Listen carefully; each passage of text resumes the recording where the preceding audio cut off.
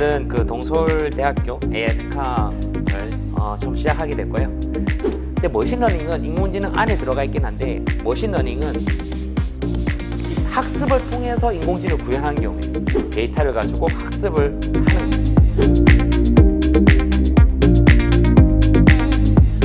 오늘 제가 소개드릴 내용은 인공지능 시장에 대해서 좀 소개를 드리고 거기에 어떤 기술들이 사용되고 있고 이 사람은 구글의 CEO죠. 나 다음 주쯤에 머리 깎고 싶은데 이거 좀 예약 좀 해줘 라고 했을 때 AI가 대신 전화를 걸어주는 거예요.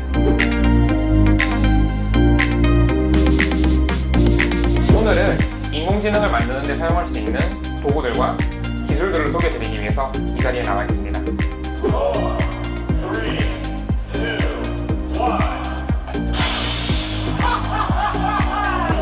엄청나죠? 이게 GPU가 CPU보다 더 빠른 원리예요.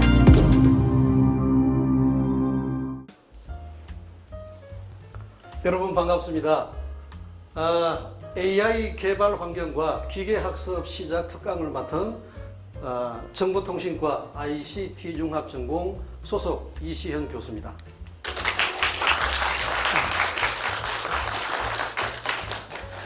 자, 오늘 여러분들에게 특강할 내용은 화면에서 보시는 바와 같이 AI 개발 환경과 기계학습 시작하는 내용인데 첫 교시에서는 AI 개발 환경에 대해서 소개를 하고 잠시 쉬었다가 둘째 시간에는 기계학습을 어떻게 하는지 여기에 대한 내용을 차례차례 소개를 하겠습니다.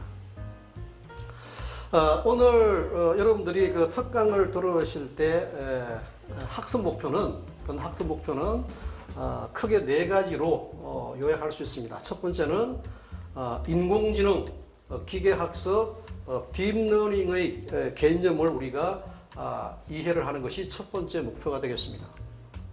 자, 두 번째는 딥러닝의 개발 환경을 이해하는 겁니다.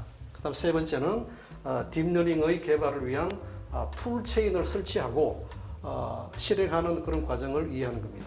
네 번째는 인공지능을 이해할 수 있는 유용한 사이트 그리고 학습할 수 있는 방법을 소개합니다.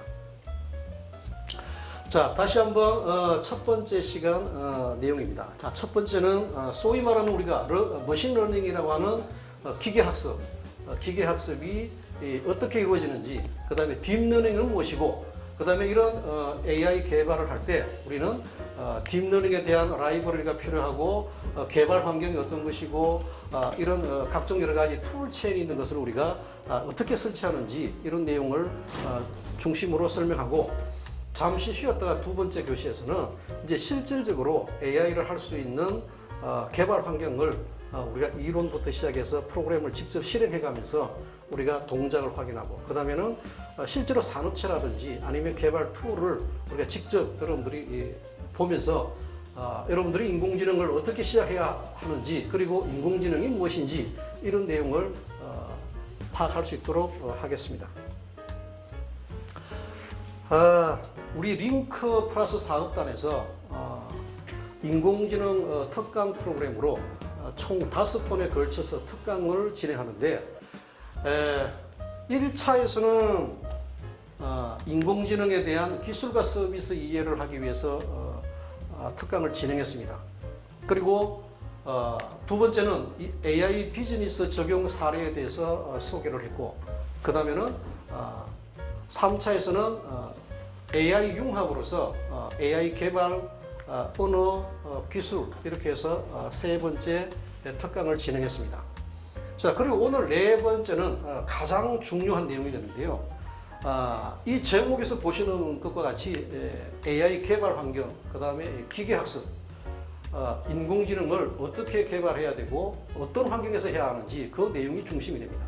그리고 두 번째 시간에서는 실질적으로 우리가 머신러닝이라고 하는 기계학습을 우리가 어떻게 하는지 하나하나 실질적으로 동작하는 것을 우리가 보겠습니다. 자, 그리고 이제 기계학습은 여러분들이 많이 설명드렸지만 지도학습, 비지도학습, 강화학습 이렇게 세 가지가 있는데 이 내용이 너무나 방대하고 조금 여러분들이 선수 지식이 부족하면 이해가 어렵기 때문에 지도학습에 대한 내용은 비교적 상세하게 진행을 하고 비지도학습과 강화학습이라는 것은 우리가 개념적으로 어떤 내용이고 어떻게 하는 것이다 라는 내용만 소개를 하겠습니다. 그리고 오늘 강의를 마치고 나면 이제 지도학습과 비지도학습, 강화학습을 우리가 기본적으로 이해합니다. 그리고 오늘 딥러닝에 대해서 일부만 소개를 하기 때문에 그 내용을 가지고 다음 5차에서는 AI에 대한 기본 딥러닝에 대한 내용을 소개를 할 겁니다. 자, 그 다음에 이제 여러분들이 굉장히 많은 관심을 가지고 참여하셨는데, 사실 이 프로그램은 우리 이 대학 내에 링크 플러스 사업단의 특강기관으로 진행이 되는데, 참여하는 학생들과 학과는 우리 전공에 관련되는 전기나 전자, 금속, 검정, 통신 이런 관련되는 학과의 학생도 있지만 전혀 관련성이 적은 레저 스포츠라든지 아니면 호텔 관광 경영학부라든지 이런 학생들도 있기 때문에 특정한 내용을 우리가 집중하거나 아니면 우리가 세부적인 학과에 오리엔티된 그런 내용은 지향하고 여러분들이 인공지능을 이해를 해서 어떻게 활용하고 또 여러분들 같은 경우에는 어떻게 응용하는지 이런 분야의 내용을 포커싱을 두어서 진행하는데, 내가 4가지를 여러분들에게 먼저 이렇게 권하고 싶습니다. 첫 번째는, 자, 인공지능은 특정한 분야의 관련 전공자만의 관심 대상이 아니다. 이건 무슨 얘기냐면, 우리는 정보통신과 소속으로서 여러분들이 이제 5G라든지 인공지능에 대한 여러 가지 프로그램, 수학적인 배경 이런 내용들도 또 배우고 공부를 하지만, 이 비전공에 관련되는 학과 학생들은 그런 내용을 배우지 않습니다. 그렇지만 우리는 인공지능을 우리가 모든 학생들이 다 배워서 개발하고 설계하는 엔지니어가 되어라는 것이 아니고, 우리는 인공지능이 무엇인지 어떻게 활용해야 되는지, 그리고 우리 생활에 어떤 변화를 가져오기 때문에 내가 어떻게 대처해야 되는지 이것을 우리가 판단하는 것이 주 목적입니다. 그래서 여러분들뿐만 아니라 비전공 관련 학과에 있는 학생들도 반드시 이 인공지능에 관련되는 내용이 꼭 이해가 되어야만 합니다. 자, 두 번째는, 자, 인공지능에 관련되는 내용은 여러분들이 이거는 굉장히 어려운 내용이고 굉장히 복잡한 내용이고 이거는 우리 세대와 관련 없는 내용이다 이렇게 생각하는 학생들이 가끔 있습니다. 그렇지만 이것은 이미 우리 생활에 밀접하게 와 있고 여러분 주변이나 학교, 사무실 이런 데서 이미 상당히 보편화되고 많이 응용이 되고 있습니다. 물론 군사용이라든지 무기용이라든지 의료용 이런 것들은 여러분들이 아직 경험을 못해서 그렇지 사실은 굉장히 많이 발전이 되고 응용되고 있습니다. 자, 그 다음에 이제 우리는 우리 학과 관련된 학과가 아니어도 쉽게 인공지능을 사용하고 접근하고 이해를 할 수 있을 겁니다. 자, 그 다음에 자, 네 번째는 향후에 많은 인력 수요가 예상되는 분야이다. 이것은 뭐냐면 여러분들이 인공지능을 잘하면 좋은 회사에 취업이 될 수 있고 억대 연봉을 몰고 다닐 수 있는 그런 기회가 될 수 있다는 겁니다. 그래서 우리 정보통신과 학생 이외에도 다른 비전공 관련 학생들이 있더라도 반드시 인공지능은 이해를 해야 되고 우리 주변에 이미 많이 사용되고 있고 그 다음에 모든 학생들이 다 이해를 하고 활용하고 응용할 수 있어야 된다. 그래서 우리는 이런 분야에 집중하고 잘하게 되면 우리는 좋은 회사에 취업을 할 수가 있고 많은 연봉을 받을 수 있다라는 것이 오늘 먼저 강조하고 싶습니다. 자, 이제 본격적으로 이제 조금 더 진행해서 여러분들이 많이 들어보고 이 그림을 많이 봤을 텐데요. 인공지능과 머신러닝과 딥러닝 이 차이를 우리가 얘기는 많이 들었는데 실제로 이게 어떤 구분이 되는지 설명을 많이 들었는데 애매하게 여러분들이 흐릿하게 이렇게 이해되는 부분이 있습니다. 그래서 오늘은 이 세 가지 내용을 아주 명쾌하게 정의를 하겠습니다. 자, 우선 인공지능이라는 것은 여기 이 단어가 의미하는 그대로 지능을 인공적으로 만든다고 얘기입니다. 자, 그래서 이 인공지능은 큰 분야가 하나 있지만 이 아래 세부 분야가 머신러닝이고 또 그 아래 세부적인 분야가 머신러닝이라고 이렇게 생각하면 됩니다. 딥러닝이라고 생각하면 되겠습니다. 자, 그래서 이게 실제로 그렇지만 우리가 바로 인공지능, 머신러닝, 딥러닝 잘 느낌이 오지 않습니다. 그래서 우리는 일상생활에서 느낄 수 있는 예를 한번 비교를 해봤습니다. 자, 우리가 인공지능을 우리가 운송수단으로 한번 비교를 해봤습니다. 자, 운송수단은 여러분들이 항공기라든지 선박이라든지 그 다음에 자동차 이런 부류가 되겠죠. 그래서 이런 운송수단을 우리는 인공지능이라고 비교를 하면 머신러닝은 그 아래 한 분야, 우리가 자동차 분야를 우리가 얘기할 수 있습니다. 운송수단 분야 아래에 하나의 특정한 영역을 차지하는 자동차로 비교할 수 있고, 그 다음 이 자동차 안에서도 용도에 따라서 우리는 승용차를 우리가 비교할 수 있겠습니다. 그래서 우리는 인공지능을 우리는 운송수단, 머신러닝을 자동차, 그 다음에 딥러닝을 승용차로 비교를 하면 여러분들이 인공지능의 큰 부류 중에 한 갈래가 머신러닝이구나. 그리고 그 머신러닝을 가지고 있는 세부적인 한 분야가 딥러닝이구나. 이렇게 여러분들이 이해를 하면 되겠습니다. 그래서 우리는 이제 머신러닝 중에서 우리는 또 이 내용들을 우리가 이제 학습하는 형태에 따라서 나누면 지도학습, 비지도학습, 강화학습 이렇게 세 가지 분야로 나눌 수 있습니다. 아직 여러분들이 지도학습, 비지도학습, 강화학습 해도 느낌이 잘 오지 않습니다. 그렇지만 이것은 다음 슬라이드에서 아주 명쾌하게 정의를 할 겁니다. 자, 그 다음에 이제 이런 딥러닝은 뭐 CNN, RNN, GAN 이런 것들이 있습니다. 그런데 특징적으로 보면 뒤에 끝에 반드시 여기는 NN, N자가 반드시 붙습니다. 이거. 자, 이것은 네트워크라는 얘기인데 왜 이게 네트워크인지 왜 N자가 들어가 있는지는 조금 이따 슬라이드를 보면서 다시 설명을 하겠습니다.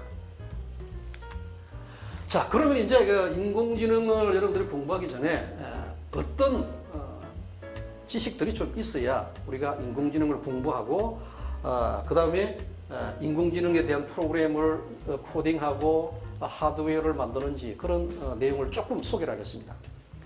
자, 이 내용을 소개하는 목적은 여러분들에게 어떤 거리감을 만들거나 상당히 어렵다,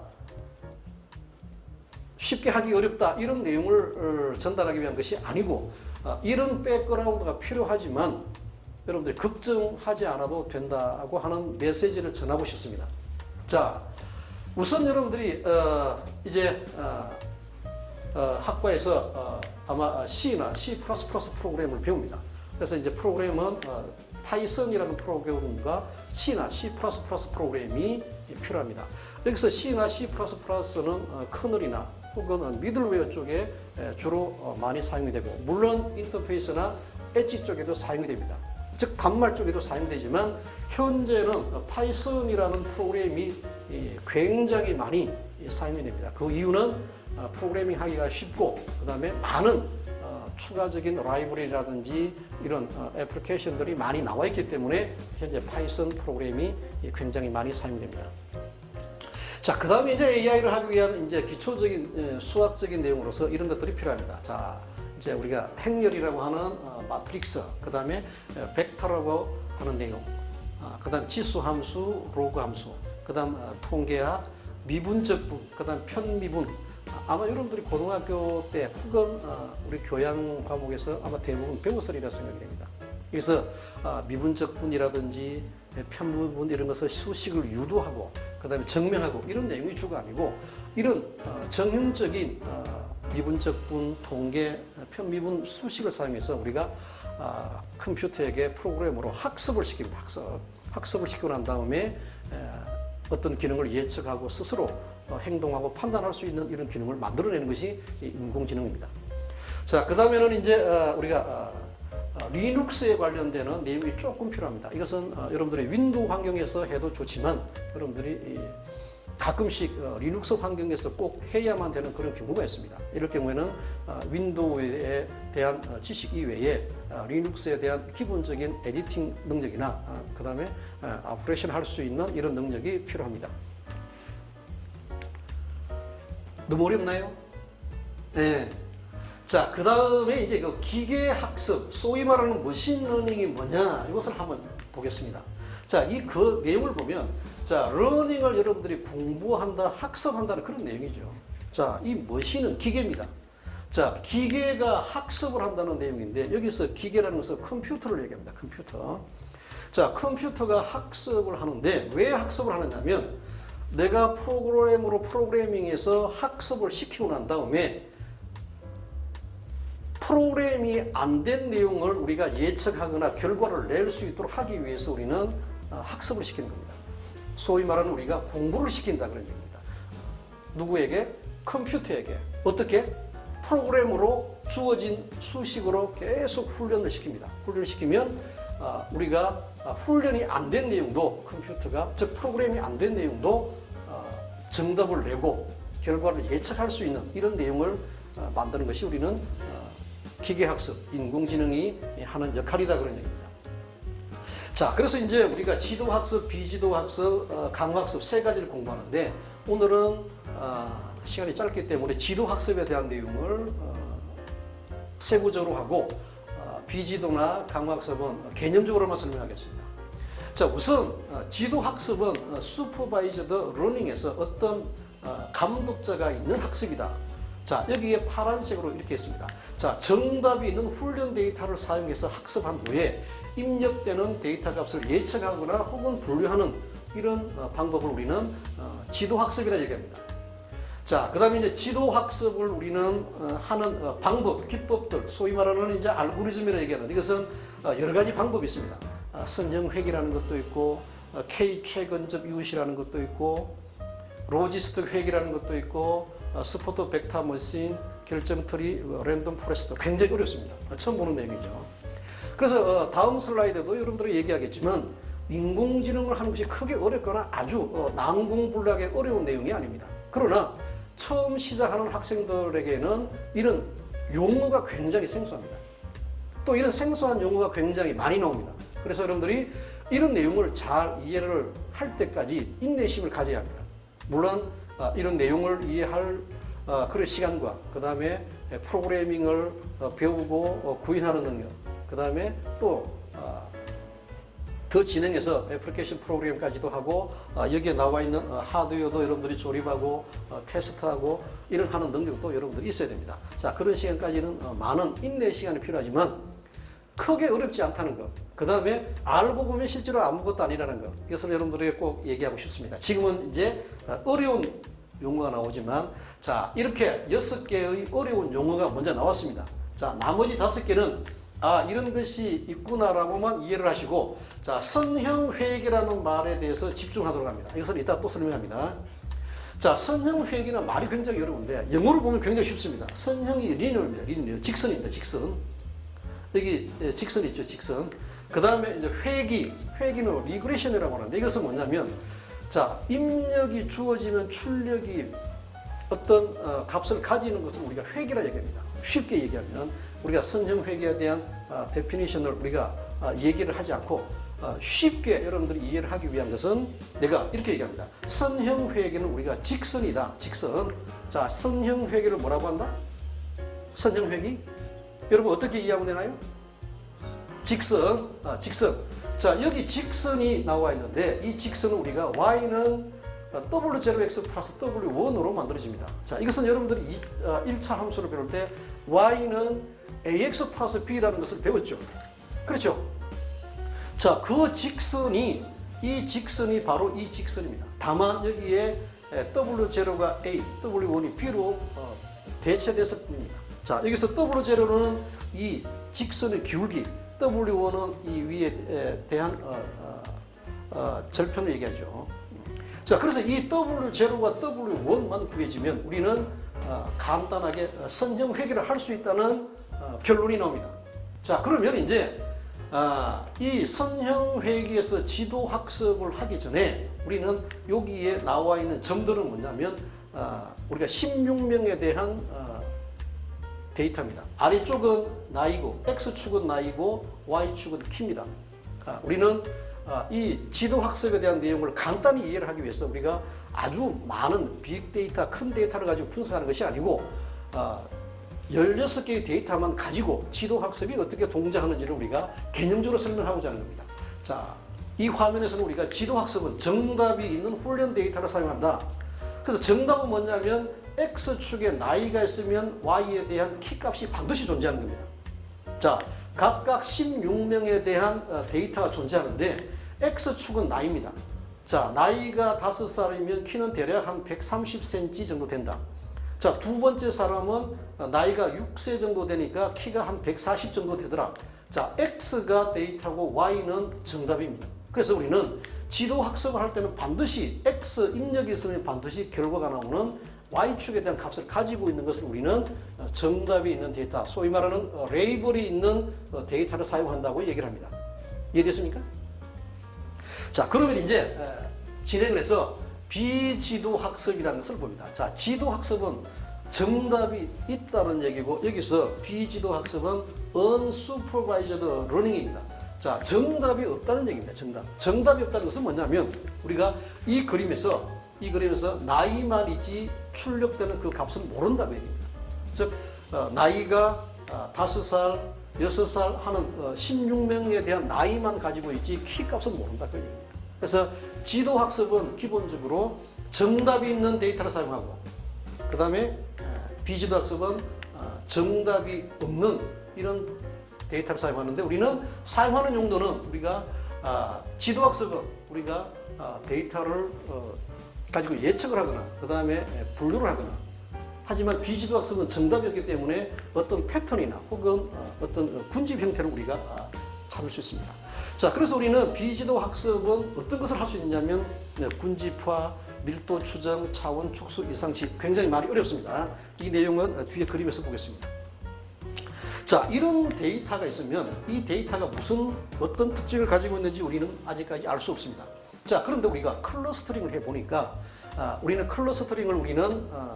비지도 학습에서 하는 것인데, 이런 범주로 나눌 수 있습니다. 이 데이터를 이렇게 나눌 수도 있고 이렇게 크게 세 개의 범주로 나누는데, 이 각각의 범주가 어떤 특징을 가지고 있는지 우리가 추출해내는 것이 비지도 학습의 목적입니다. 자, 그래서 이제 밀도를 추정한다.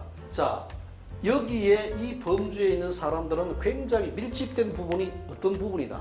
왜 이런 밀집된 부분을 보느냐면 우리가 A라는 백화점에 고객 수가 하루에 10,000명인데 몇 시에 어떤 사람들이 많이 왔는지를 추정합니다. 예를 들어서 우리가 12시에 50대 되는 고객들이 10,000명 중에 7,000명 왔다. 그러면 12시에 가장 소비를 잘하는 고객이 몰려오니까 백화점에서 어떤 작전을 세워야 된다? 물건을 많이 팔 수 있도록 손님들을 많이 유혹할 수 있는 이런 내용들을 팔려고 이제 영업 계획을 세우는 겁니다. 그래서 밀도를 추정한다. 몇 시에 얼마만큼 많은 데이터가 모였는지 이런 것들을 추정합니다. 정답이 없기 때문에 이렇게만 추정합니다. 자, 그 다음에 이제 차원 축소라는 것인데 이건 말이 좀 어렵습니다. 자, 보시면 이 그림에서 이 그림으로 바뀌는 겁니다. 자, 이거는 두께가 넓어서 이게 무슨 데이터인지 잘 이해가 되지 않습니다. 그러나 이것을 압축을 하니까 이거는 우리가 직선을 보이는 겁니다. 그래서 이 데이터는 차원을 축소해 보니까 이런 직선이기 때문에 X값이 얼마면 Y값은 얼마가 나오겠더라 이렇게 예측할 수 있는 거예요. 그렇죠? 자, 그 다음 또 하나 응용은 여기에 이상치 탐지인데, 이것은 예를 들어서 이 점선을 기준으로 왼쪽과 오른쪽을 구분합니다. 자, 왼쪽이 노멀한 데이터라면 오른쪽은 에브노멀한 겁니다. 이런 경우는 여러분들이 우리가 예를 들어서 통신에서 말 거는 소리가 전송이 되다가 이상한 노이즈가 푹 튀는 거 하나 있죠. 그런 게 이상치입니다. 그래서 우리는 통신에서도 우리가 적용하면 우리는 이 이상치를 우리는 감지할 수가 있는 겁니다. 자, 그래서 이제 이런 다른 밀도를 또 하나 이렇게 분석을 해보면 이렇게 밀도가 이렇게 모여 있고 이렇게 밀도가 모여 있는 것을 우리는 볼 수가 있습니다. 그래서 우리는 비지도 학습을 할 수 있는 것은 정답이 없기 때문에 이 데이터가 어디에 군집대가 있나, 그 군집대가 있는 내용을 우리는 분석하는 것이 목적이다. 그리고 그 분석에서 그 목적을 가지고 우리는 예측할 수 있다. 그런 거죠. 자, 그러면 이제 강화학습이라는 것을 이제 짧게 소개합니다. 강화학습은 아주 어려운 건데요. 자, 여러분들 혹은 여러분들 부모님 혹은 친구들, 직장인들, 우리가 인공지능이나 강화학습은 뭔지 몰라도 우리가 알파고 하면 인공지능이다 이렇게 알 수 있습니다. 그럼 다 알고 있죠? 내가 미국에 있을 때 그 알파고를 내가 소식을 들었는데 이 알파고가 강화학습을 가지고 만든 것이 알파고입니다. 사람의 능력을 뛰어넘는 그런 아주 획기적인 큰 사건이었죠. 자, 강화학습을 가지고 우리는 알파고를 만들었습니다. 사람의 이 능력을 뛰어넘는 강화학습을 만들었습니다. 그래서 그 유명한 구글에서 만든 딥마인드 회사에서 알파고를 만들었죠. 자, 그래서 이제 강화라는 것은 리인포스먼트 러닝인데, 강화라는 말은 미국의 행동심리학자 스키너라는 이 학자가 강화라는 말을 처음 썼습니다. 강화라는 말은 어떤 기능이나 행동이 향상된다는 얘기죠. 향상. 자, 향상되는 내용의 개념을 썼는데, 그래서 이 심리학에서 사용됐던 강화라는 이 내용이 우리가 강화학습에 적용이 됐습니다. 자, 그런데 이게 뭐냐면, 자, 동물이 시행착오를 통해서 학습을 하는 방법인데, 가장 좋은 행동을 점점 많이 하면 우리가 보상을 주는 방식입니다. 자, 예를 들면 우리가 강아지를 훈련시킬 때 강아지에게 공을 던져서 주워오면은 쿠키를 하나 주고, 강아지는 공을 주워오니까 쿠키를 주더라.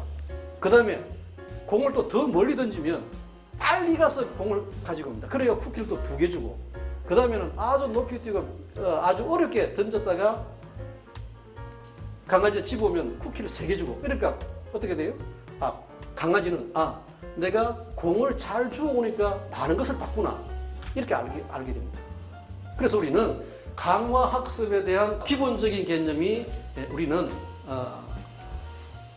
자, 목표를 달성하기 위해서 무엇을 해야 하는지, 그 다음에 가르치는 것이 아니고 행동의 결과를 통해서 스스로 배우도록, 스스로 보상을 주고, 보상을 많이 받으니까 더 열심히 하고 좋은 방향을 찾고, 이렇게 해서 우리는 여기 이제 공부를 하게 되면 이제 행동 가치 함수, 그다음에 상태 가치 함수, 이런 것들 용어를 굉장히 많이 배우게 됩니다. 그러나 이 내용이 그렇게 쉽지는 않습니다. 자, 우선 그래서 우리는 강화학습은 기계학습의 한 분야로서 환경과 상호작용을 해서 하는 방식입니다. 환경하고. 그래서 좀 말이 어렵죠. 자, 그래서 이제 우리가 이제 이따가 툴에서 보면 로봇이 스스로 이족보행으로 스스로 걸어가고, 그다음 게임을 하는데 사람보다 훨씬 더 뛰어난, 그럼 아타리 게임 하는 게 있죠. 벽돌 깨기. 사람보다 훨씬 뛰어난 능력을 보입니다. 대단하죠. 학습을 시키면. 자, 그 다음에 여러분들이 이제 집에서 게임을 많이 하죠. 우리 막내도 게임을 무진장 좋아하는데, 우리 판교에 보면 NC소프트라는 게임 회사 있죠. 여러분들 게임을 아마 좋아하고 아마 실패도 많이 하고 어떤 친구들은 돈을 많이 넣기도 하고 하는데, 게임 회사에 가면 인공지능 연구팀원이 굉장히 많습니다. 게임, 그 다음에 전쟁 시뮬레이션, 로봇 제어, 자율주행차 이런 데는 전부 강화학습이 사용됩니다. 실제로 중요한 분야는 우리가 기계학습에서 우리가 지도학습, 비지도학습, 강화학습 중에서 우리는 강화학습이 가장 중요하다고 얘기를 할 수 있습니다. 물론 특정한 응용 분야에 따라서 지도학습이나 비지도학습이 잘 적용되는 분야도 있지만 중요한 부분에는 강화학습이 주로 많이 사용이 된다. 자, 그런 방식이 우리는 지도학습과 비지도학습에서 좀 구분이 되는 내용입니다. 자, 이것은 좀 지루한 내용인데요. 우선 여러분들이 좀 인공지능에 대해서 느낌을 좀 받고, 지도학습은 이런 것이구나, 비지도학습은 이런 것이구나, 또 강화학습은 이런 것이구나 라고 여러분들이 느낌을 받고 조금 정리가 돼야만 앞으로 이제 프로그램 툴을 보고 시연하고, 그 다음에 이제 다음 시간에 이제 이론적인 내용과 수학적인 수식과 프로그램을 동시에 이렇게 해서 결과를 보는 이런 내용도 이해가 될 겁니다. 자, 우선 분야는 뭐 여러분들이 교육 분야, 의료, 헬스케어, 제조, 재고 관리, 금융, 자연어 처리, 컴퓨터 비전 이런 쪽에 굉장히 많이 씁니다. 자, 이거는 여러분들이 이제 잘 암기를 하는 것보다는 여러분들이 자연스럽게 이런 모든 분야, 거의 모든 분야죠. 모든 분야에 응용이 되고 있다. 특히 이제 자연어 처리는 우리가 말을 하면 글이 써지거나 내가 말을 일부만 하면 나머지를 연상해서 추출해내거나 이런 경우입니다. 내가 오늘은 날씨가 하면 뒤에 말다를 저절로 만들어줍니다. 가을이구나 하면 낙엽이 많다. 낙엽이 단풍이 들고 있다. 이런 내용까지 유추해서 할 수 있는 것이 바로 이런 자연어 처리. 뭐 텍스트 요약, 추출, 기계 번역 이런 것들도 할 수 있습니다. 자, 지금은 이제 설명 가능한 인공지능이라고 해서 내가 어떤 예를 들어서 판결문을 판시했다는 그걸 설명해주는 인공지능이 있습니다. 그게 이제 설명 가능한 인공지능이라 얘기하는데 굉장히 빠른 속도로 다양한 분야에 발전이 되고 응용이 되고 있습니다. 자, 이제 컴퓨터 비전은 이제 로봇에 대한 시각 기능, 그다음 자동차의 시각 기능 중요하죠. 자, 우리 인간이 모든 정보를 판단하는 약 한 70%는 우리 시각으로 다 정보를 받아들이고 판단한다고 그래요. 나머지 20%는 촉각이나 감각, 나머지 이제 토탈 합해서 30% 정도는 그런 기능으로 우리는 어떤 정보를 취득한다고 그래요. 그래서 시각 기능은 굉장히 중요하죠. 그래서 이제 컴퓨터 비전에 굉장히 많이 사용이 된다. 자, 그 다음에 이제 강화 학습을 할 수 있는 그 플랫폼은 우리가 오픈 AI GM이나 혹은 유니버스 이런 것들이 있다. 이것은 이제 플랫폼이라고 해서는 이제 어떤 환경을 만들어 놓고 거기서 우리가 할 수 있는, 예를 들면 여기 GM이라는 것은 체육관이죠. 체육관. 우리가 체육관에 들어가면은 농구도 할 수 있고 핸드볼도 할 수 있고 다 환경이 다 만들어져 있죠. 그런 환경을 우리는 이런 오픈 AI GM이나 오픈 AI 유니버스라는 게 있습니다. 자, 여기서 좀 더 확장된 것이 이제 유니버스라고 생각하면 되겠습니다. 자, 그 다음에 이제 딥러닝에 대한 개념입니다. 딥러닝. 자, 러닝은 학습한다는 얘기고, 딥은 우리는 좀 깊이, 심층적으로 많이 한다는 뜻입니다. 그 학습을 좀 더 깊이 한다 그런 얘기입니다. 자, 그러면 이 왼쪽의 그림은 우리가 사람의 신경세포 구조입니다. 여러분들 이 구조를 많이 봤죠.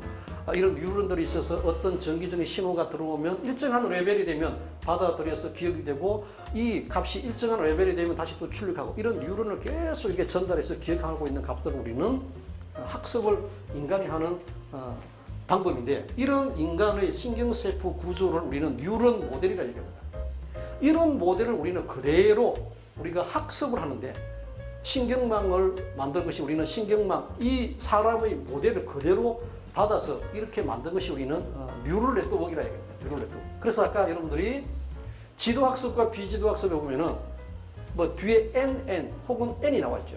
그래서 이게 이제 NN은 뉴럴 네트워크 혹은 네트워크이라고 얘기합니다. 그래서 네트워크라는 것은 뭐 우리가 배우고 있는 뭐 통신이다, 뭐 이런 개념이 아니고, 이런 여러 가지 다단계의 층을 이루어서 신호를 주고받고 학습을 하는 관계를 우리는 네트워크라 얘기합니다. 그런데 이런 네트워크가 우리는 사람의 신경세포를 모방해서 만들기 때문에 우리는 뉴럴 네트워크라 얘기를 하고, 우리는 인공지능에다가 이런 방식을 적용합니다. 그래서 우리는 뉴럴 네트워크를 ANN, Artificial Neural Network 이렇게 얘기하기도 합니다. 자, 그럼 이제 딥러닝에 대한 종류는 전부 보니까 이름이 NN이 나왔습니다. 뒤에 N도 나왔죠. 자, CNN이라는 것은 컨볼루션 뉴럴 네트워크라 얘기하고, RNN은 리커런트 뉴럴 네트워크 이런 것들이 있습니다. 자, 요거는 이제 CNN은 아마 여러분들이 인공지능을 공부하게 되면 가장 먼저 접하는 것이 CNN인데, 이것은 좀 더 큰 규모의 인공신경망으로 구성해서 학습을 시키는 방식이 우리는 CNN입니다.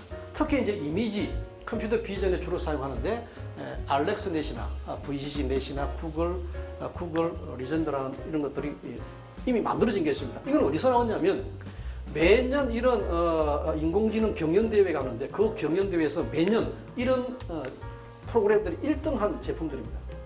그래서 이런 것들을 우리가 여러 개 사용하면, 그 중에서 이미 오픈된 것을 사용하면 우리가 신청 형태로 우리는 학습을 시킬 수 있는 겁니다. 자, 그 다음에 이제 RNN은 우리가 아까 같이 이 자연어 처리나 언어에 주로 적용할 수 있고, 그 다음에 이제 DQN 이런 것들은 우리가 강화학습에서 사용하는 방식입니다. 강화학습. 자, 그래서 우리는 이제 지도학습, 비지도학습, 강화학습이 무엇이고 어떤 네트워크가 있고 뉴럴 네트워크가 뭔지까지 우리는 이해를 했습니다. 자, 그 다음에 이제 본격적으로 우리가 이제 인공지능을 개발하기 위해서 어떤 환경이 필요하고 또 어떻게 해야 하는지, 어떤 툴체인이 필요한지 그것을 우리가 보는 겁니다. 자, 딥러닝을 할 수 있는 라이브러리는 우리가 여러분들이 아마 조금 관심을 가진 사람들은 텐서플로우가 뭔지는 다 알고 있을 겁니다. 텐서플로우.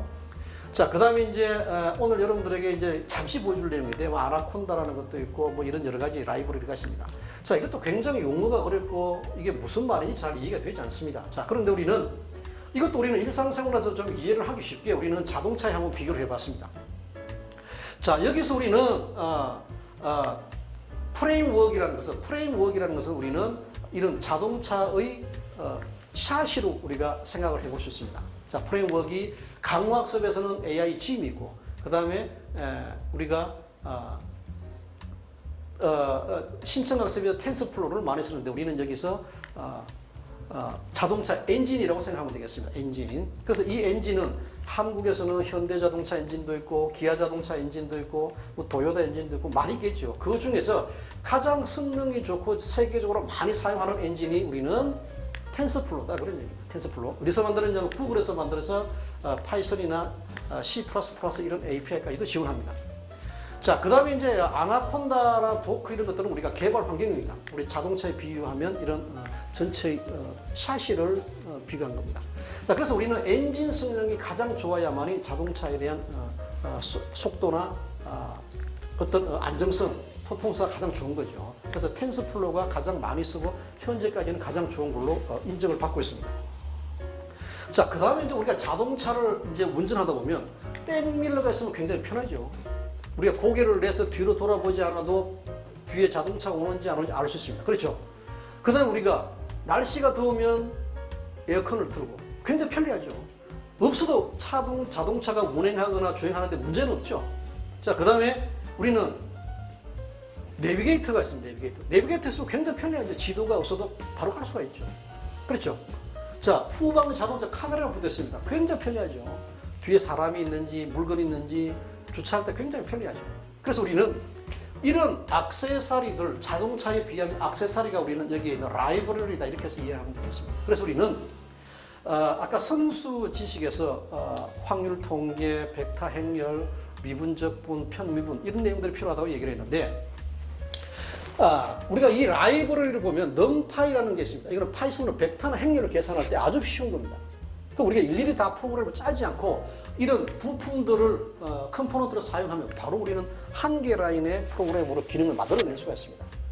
만약 이런 게 없다 그러면 프로그램으로 파이썬 코드로 수십 라인을 짜야 되는데 굉장히 편리하겠죠. 그렇죠? 자, 여러분들 자동차에서 백밀러가 없으면 편리하겠어요? 불편하겠어요? 편리해요? 그렇지 않죠? 자, 그 다음에 여러분들이 내비게이터가 없으면 어떻게 돼요? 굉장히 불편하겠죠. 그리고 굉장히 편리하고 우리는 굉장히 빨리 목적지에 도달할 수 있습니다. 그래서 이런 라이브러리, numPy, synpy, scipy, pgmpy, pandas, matplotlib, scikit-learn 이런 것들이 있으면 굉장히 빨리 프로그램을 만들 수 있다. 어떤 프로그램? 인공지능을 구현할 수 있는 프로그램을 만들 수 있다 그런 얘기입니다. 그래서 이 용어도 여러분들 굉장히 어렵습니다. 그런데 이 내용을 모르면 여러분들이 책을 읽다 보면 numPy가 뭐지? 또 찾고 scipy가 뭐지? 이거 왜 필요하지? 안 쓰면 안 되는지 이렇게 또 여러분들이 혼돈하게 됩니다. 그래서 여러분들이 이제 필요한 프로그래밍 할 때 필요한 라이브러리가 이런 것들이 있다. 여러분들이 한번 자료를 내가 공유할 테니까 한번 읽어보시도록 그렇게 합니다. 자, 그 다음에 이제 AI 개발 환경에 본격적으로 한번 들어가 봅니다. 자, 이제 개발을 할 때 이제 가장 먼저 하드웨어 컴퓨터가 있어야 되겠죠. 그 다음에 이제 프로그램이 있어야 됩니다. 자, 하드웨어는 우리가 PC에서 사용할 수도 있고, 그 다음에 아주 고가의 서버를 사용할 수도 있습니다. 자, 그래서 이제 엔비디아라는 이 회사, 여러분 잘 알죠? 여러분 게임할 때 그 지오포스 보드 만드는데 그게 엔비디아 회사입니다. 여러분 핸드폰에 들어가 있는 ARM 프로세서를 만드는 회사를 인수한 것도 엔비디아입니다. 미국에 있는 캘리포니아에 있는 실리콘밸리 있죠. 굉장히 좋은 회사입니다. 구글 다음으로 아마 전 세계의 대학 졸업생들이 가고 싶은 회사가 아마 엔비디아일 겁니다. 내가 한번 가봤는데 굉장히 좋은 회사입니다. 캘리포니아에 있는 실리콘밸리에 있죠. 자, 그래서 이제 이런 고가의 하드웨어나 서버가 필요하기 때문에 이제 GPU를 사용해서 속도를 빨리 할 수 있습니다. 자, 그 다음에 이제 이런 AI 플랫폼, 여기 나와 있는 것, 자, 이 자동차를 한번 봅니다. 자, 이것은 인공지능 모형 자율주행차입니다. 자, 여기. 자, 여기 엔비디아 AI 플랫폼의 요 그림 있죠. 이 그림이 이 보드입니다. 이 그림. 자, 그래서 이 모형 자동차지만 카메라로 우리는 물체를 인식하고 장애물을 인식하고 그다음에 여기서 받아서 GPU가 데이터를 트레이닝합니다. 트레이닝하고 물체가 나타나면 우리가 바퀴를 돌리고 휠을 돌려서 우리는 자율 주행합니다. 자기가 통신을 해가면서 이렇게 합니다. 그래서 우리는 이런 것들을 가지고 우리는 엔비디아에서 제공되는 인공지능 하드웨어 플랫폼이다 이렇게 얘기합니다. 이것을 우리가 하나하나 설계하지 않고 이미 나와 있는 하드웨어 플랫폼을 쓰면 굉장히 빠른 시간 내에 저렴하게 인공지능 기능을 구현할 수 있겠죠. 그래서 우리는 이것을 사용하면 쉽다. 자, 그 다음에 이제 프로그램을 이제 또 고가의 프로그램을 우리가 사용할 수 없으니까 우리는 구글에서 사용하는 코랩이라는 게 있습니다. 코랩 인터넷으로 우리가 이런 환경을 쓸 수 있도록 만들어주는 것이 구글의 코랩입니다. 자, 그 다음에 이제 이 코랩을 쓰면 파이썬이라든지 케라스라든지 텐서플로, 아나콘다 이런 것들을 전부 다 제공해 줍니다. 인터넷으로 우리가 PC만 쓰면 인터넷으로 할 수 있는 그런 환경을 제공해 주는 게 코랩입니다. 자, 그 다음에 이제 여러분들이 이따 잠깐 볼 텐데요. 매트랩이라고 해서 우리는 우리 학교에 굉장히 고성능 컴퓨터를 가지고 있습니다. 약 6천만 원 되는 컴퓨터를 우리 학교에 가지고 있습니다. 창의 메이커 스페이스도 있고 우리가 PTX 사업이라고 해서 AI 응용 소프트웨어과가 있습니다.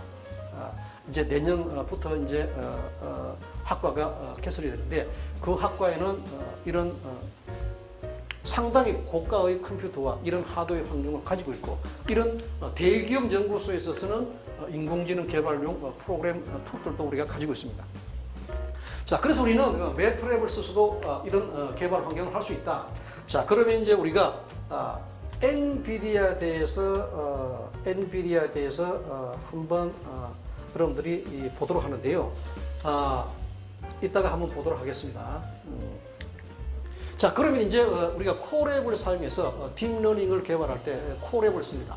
자, 우리는 코랩을 쓰면 인터넷에서 바로 쓰는데 지메일 계정만 가지고 우리가 파이썬이나 텐서플로, 케라스 이런 것들도 사용하고 GPU를 우리가 무료로 쓸 수가 있어요. 이렇게. 자, 그러면 이제 우리가 코랩을 써서 우리는 코랩에서 이런 환경을 가지고 우리는 주피터 노트북을 사용해서 우리는 실제로 한번 동작되는 것을 우리가 한번 보겠습니다.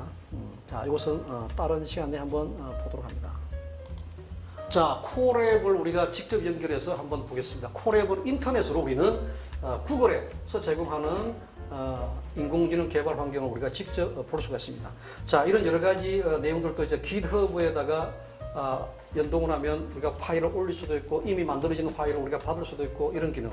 그 다음에 내가 PC에서 작업한 파일을 GitHub에 올리고 또 내려받고 이런 하는 내용. 그 다음에 드라이브를 사용할 수 있습니다. 자, 그래서 우리가 새 노트를 한번 보겠습니다.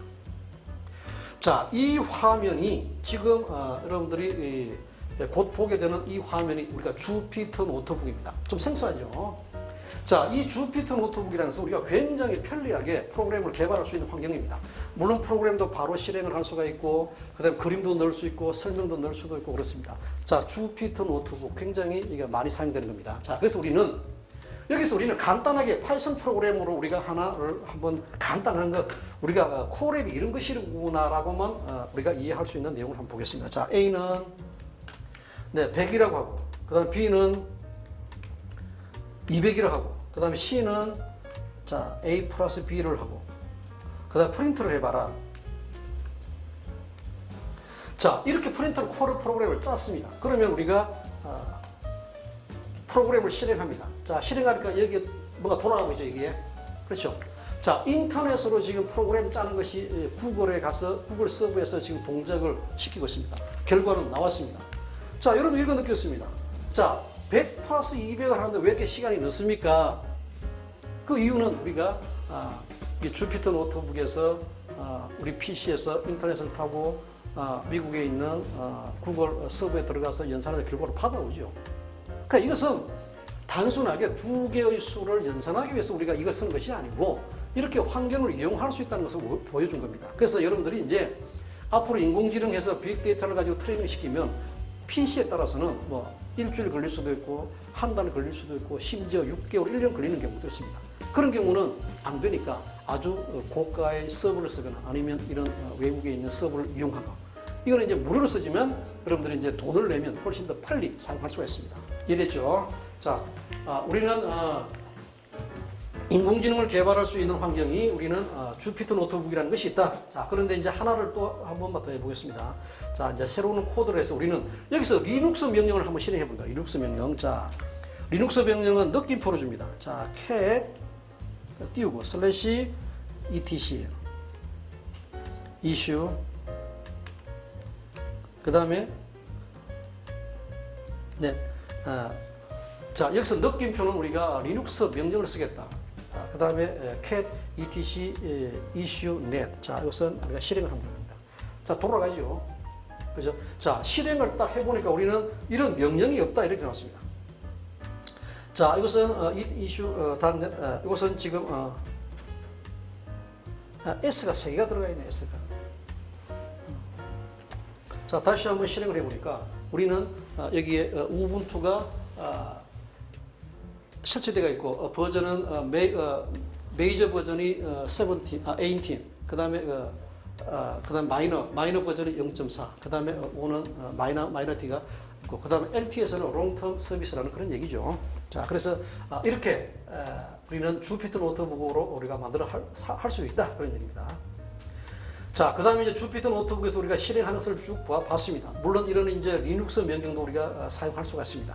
자, 그 다음에 이제 여러분들이 이제 인터넷을 사용해서 우리가 구글에 있는 콜앱을 쓸 수도 있고 내 PC에서 직접 프로그램을 설치를 해서 우리가 할 수도 있습니다. 그래서 우리는 이제 아나콘다라고 하는 프로그램을 설치하면 이렇게 파이썬이라든지 주피터 노트북, 케라스, 텐서블 이렇게 한꺼번에 다 설치가 됩니다. 물론 이것을 이제 우리가 아나콘다라는 것은 우리가 어떤 환경을 별도로 만들어 줍니다. 별도로 만들어 놓고 여기에 파이썬이나 주피터 노트북, 케라스나 이런 텐서플 버전을 각각 동작이 되도록 만들어 주는 겁니다. 자, 그래서 이것을 자, 만든 것을 이게 지금 설명이 되어 있는데 이것을 우리가 한번 보겠습니다. 자, 아나콘다에 들어가서 한번 동작된 것을 보겠습니다. 자, 아나콘다에 들어가면 이런 화면이 나옵니다. 아주 멋있죠? 아나콘다. 자, 여기 들어가서 보면은 자, Your Data Science Toolkit. 자, 데이터 사이언스라는 것은 우리가 뭐 데이터과 그 다음에 우리가 빅데이터를 처리를 하기 위한 다양한 어떤 엔지니어링한 그런 툴들을 소프트웨어를 우리가 제공해주는 그런 사이트가 아나콘다라 그런 얘기죠. 자, 그래서 쭉 다운로드를 받기 위해서는 여기에 다운로드를 누르면 됩니다. 이것은 하면 됩니다. 자, 그래서 보면은 오픈 소스가 있고 콘다 패키지, 그 다음에 매니지 인바이러먼트 하는 이런 것들도 내용이 있습니다. 자, 그 다음에 또 이제 아래쪽으로 쭉 내려가 보니까 주피터 노트북, 사이파이, 스파이더, 넘파이, 아까 여러분들 많이 배웠죠. 넘파이, 사이파이, 뭐 주피터 노트북 이런 것들 방금 배웠죠. 자, 이런 것들을 우리가 머신러닝 모델을 우리가 빌드할 수 있다, 만들어줄 수 있다 그 얘기죠. 자, 그 다음에 이제 여기 보면은 아주 멋있는 그림이 하나 있는데, 자, The Open Source Community at Your Fingerprint. 이게 무슨 말입니까 이거? At Your Fingerprint. 굉장히 쉽다는 얘기죠. 우리가 at your fingerprint 손끝에 있다 그 얘기입니다. 굉장히 쉽다는 말입니다. 자, 오픈 소스 커뮤니티는 굉장히 쉽다. 바로 들어가서 오픈 소스를 보고 다운로드 받아서 활용할 수 있다 그런 얘기입니다. 자, 굉장히 편리한 기능. 그 다음에 이제 아래쪽에 이런 여러 가지 툴 체인들이 많이 있다 그런 얘기입니다. 자, 그래서 이제 이 아나콘다를 다운로드 받으면 여러 가지 기능을 우리가 수행할 수가 있습니다. 자, 그래서 이제 우리 화면에는 여러분들이 이제 혼자 스타디를 할 수 있도록 제가 이 자료를 공유하도록 할 텐데, 이 내용을 보시면서 인공지능을 공부할 때 여러분들이 이 아나콘다 설치하는 과정을 여러분들이 보시면 되겠습니다. 자, 프로그램을 설치하는 과정이기 때문에 간략히 설명하겠습니다. 자, 오른쪽 상단에 Get Started를 시작하면은 우리가 다운로드를 받을 수 있죠. 자, 이거는 굉장히 쉽습니다. 아나콘다를 just me 하면 혼자만 쓸 수 있는지 아니면 여러 사람이 쓸 수 있는지를 선택하는데 뭐 두 개 중에 아무거나 선택해도 관계없습니다. 자, 그래서 설치되는 디렉토리를 설치하고 그 다음에 인스톨을 시작합니다. 자, 인스톨을 시작하면은 이제 프로그램이 본격적으로 내려받기가 시작이 되면서 진행이 됩니다. 자, 그래서 이제 마지막으로 I agree를 선택을 하면은 우리는 동의를 하고 이제 피니시를 하면은 설치가 되었습니다. 자, 이제 주피터 노트북을 설치가 됐는데 여기 보면은 주피터 노트북도 있고 아나콘다 내비게이터도 있고 여러 가지가 있습니다. 자, 이거는 여러분들이 이제 프로그램을 설치하고 난 다음에 보시면 되겠습니다. 자, 그다음에 이제 아나콘다를 우리가 이제 봤으니까 주피터 노트북을 가지고 이제 동작을 체크합니다. 그다음에 주피터 노트북을 사용할 수 있는 헬퍼 기능도 있습니다. 자, 그다음에 이제 아나콘다를 방을 만들어서 그 안에 이제 우리가 엔진이라고 할 수 있는 이제 텐서플로우와 케라스를 설치합니다. 케라스. 자, 여기서는 우리가 이제 텐서플로우를 설치할 때는 여기에 주피터 노트북에서 우리가 쭉 클릭하면 여기에 관리자 권한으로 실행하는 게 있습니다. 여기서 이제 PIP install 텐서플로우, 그다음에 PIP install 케라스 이렇게 두 개를 하면 됩니다. 이렇게. 자, 요거는 내가 직접 시연을 하지 않겠습니다. 요거는 여러분들이 한번 자료를 가지고 프로그램을 설치하면 되겠습니다. 자, 이렇게 해서 우리는 이제 아나콘다가 뭐냐? 아나콘다를 설치하면 우리가 인공지능을 개발할 수 있는 큰 방이 별도로 만들어집니다. 거기서 이제 파이썬 예를 들면 버전 3.0, 그다음에 텐서플로우 2.0, 뭐 주피터 노트북 2.0 등등 다른 몇 가지의 툴들이 버전이 서로 다르면 충돌이 일어나서 안 되기 때문에 이런 내가 개발하는 환경을 이렇게 만들어집니다. 이해됐죠? 자, 이렇게 만들고 난 다음에 자기가 이제 개발을 하면 되겠습니다. 자, 그 다음에 이제 여러분들이 아까 내가 잠깐 얘기했던 이제 매스웍시라든지 여기 보면 딥러닝 강화학습에 대한 볼 수도 있고, 그 다음에 여기 엑스포에 가서 보면은 여러 가지 내용 엔비디아에서 볼 수도 있습니다. 잠깐만 한번 들어가 보겠습니다. 자, 매스웍이라는 것은 아까 인공지능을 설계할 수 있는 아주 고가의 툴이 제공하는 회사입니다. 자, 여기 홈페이지를 가보니까 한국지사 홈페이지인데요. 매트랩을 이용한 AI를 개발. 자, 머신러닝, 딥러닝, 강화학습 있죠. 이런 것들이 있다. 자, 그 다음에 이제 이것은 내가 참석한 내용인데 엑스포 2020이라는 행사를 했는데 여기에 가서 우리가 한번 강화학습을 이용해서 뭐 여러 가지 내용들이 굉장히 비디오가 많이 소개가 되는데 매트랩 여기 화면에 들어가서 자율 이동 로봇을 우리는 개발하는 사례를 우리가 비디오를 한번 잠깐 보겠습니다. 주변을 둘러싼 세상을 감지하는 능력입니다.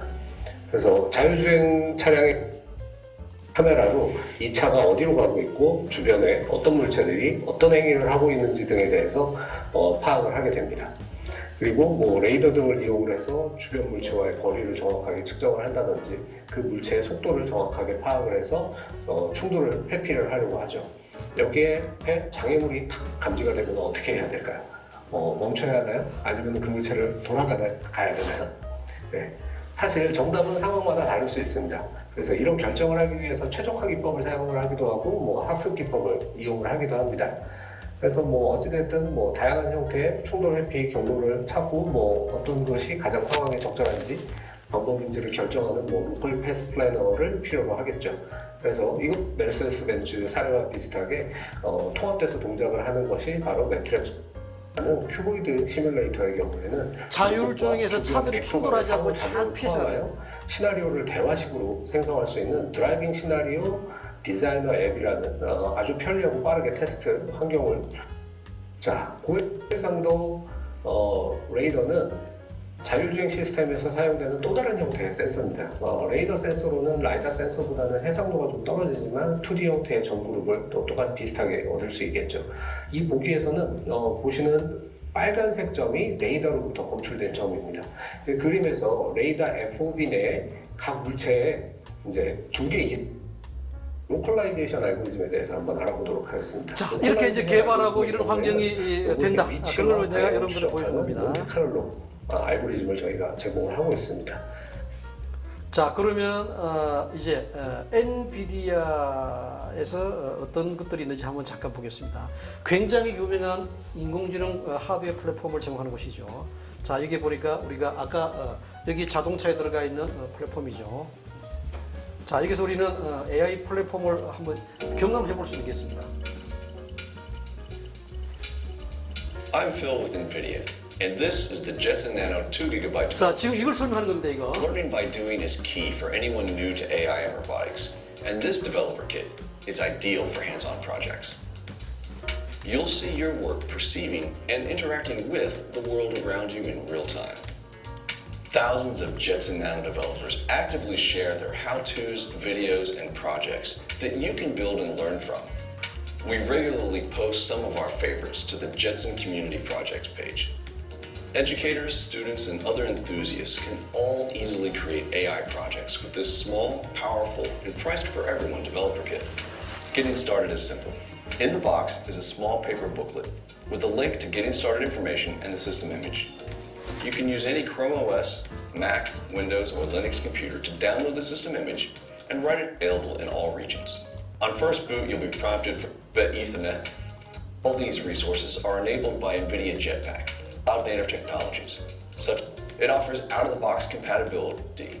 Visit the NVIDIA Jetson developer site and get started today. 자, 이렇게 이제 여러분들이 참조하는 사이트가 보면은 굉장히 유용한 도움을 받을 수 있다. 그 얘기입니다. 자, 그래서 오늘 이제 요 내용은 여러분들이 이제 나중에 하도록 하고 이제 인공지능을 해 보려고 하는데 어떻게 하면 됩니까? 무슨 책이 좋습니까? 이렇게 질문하는 사람이 많기 때문에 파이썬 프로그램은 이 교재를 하면 되고, 그 다음에 지도학습은 이 책, 그 다음에 이제 강화학습은 또 이런 책을 하면 좋습니다. 자, 너무 많은 내용이기 때문에 여러분들 참조만 하시고, 그 다음에 이제 이 내용은 우리가 다음 시간에 또 소개를 하고, 강화학습은 이렇게 굉장히 복잡한 이 과정을 거치게 됩니다. 물론 여러분들이 정리가 안 되지만 강화학습을 할 때도 이런 내용을 머릿속에 그려야만 쉽고 빨리 진행을 할 수가 있습니다. 자, 오늘 긴 시간 동안 여러분들 경청해 주셔서 감사합니다. 오늘 첫 번째 강의는 여기까지 하고 마치겠습니다. 대단히 수고 많았습니다.